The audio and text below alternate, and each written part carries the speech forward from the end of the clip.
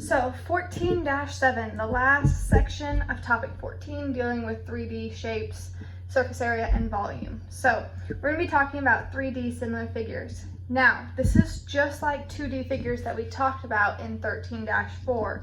So you can go back and rewatch that video if this video does not explain it in as much detail as you were hoping for. So the way that this works, we talked about in 13-4 that we can have a side ratio, a scale factor of A to B if we have two different shapes. And I'll even keep those two shapes up here, A to B. And that can be any two sides of a ratio, okay? And my example is 3 to 5. Now, is that saying that the perimeter is 3 and the perimeter is 5? No. Is that saying a side is 3 and a side is 5? Not necessarily. The side could be 6 and the other side could be 10. This is just a ratio. It's not doesn't have to be the exact numbers, okay? So then, to get the area ratio, like we talked about in 13-4, we square them. We square A and we square B. So in my example, if the side ratio was 3 to 5, this would be 3 squared, which is 9, and 5 squared, which is 25. Now, here's the part that we're adding on to it, the volume ratio. Now, here's what I want you guys to be careful of. Do not just square the area ratio. That's not how this works.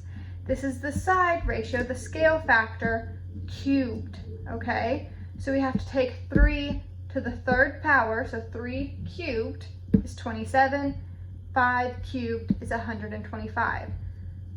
One way you could think of it is you take your area ratio and multiply it by your side ratio. That's one way of thinking about it, but do not re-square your area ratio. That would be the side ratio to the fourth power. We want to the third power, okay? So always identify if shapes are similar by setting up a proportion. Remember this from the similarity chapter of chapter 9. So set up a proportion and checking if they are equal, okay? So remember, we set up two ratios, seeing if they're equal. So let's look at what these problems look like in the textbook. So we have 4 through 12. So let's turn the page. Remember, example problems are on Pearson.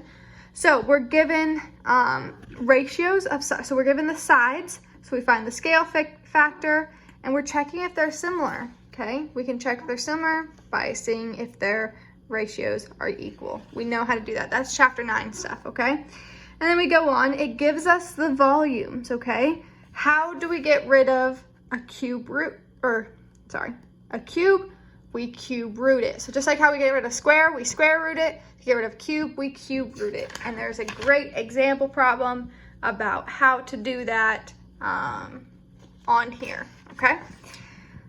And then same thing here. It gives us the surface area of one problem. So now we can find the surface area ratio, which if we have the area ratio, we have to square root it to get the side ratio, and then cube it to get the volume ratio. So those get a little bit complex. I'd highly recommend looking at the example problems either in the picture or on the video explanation on Pearson.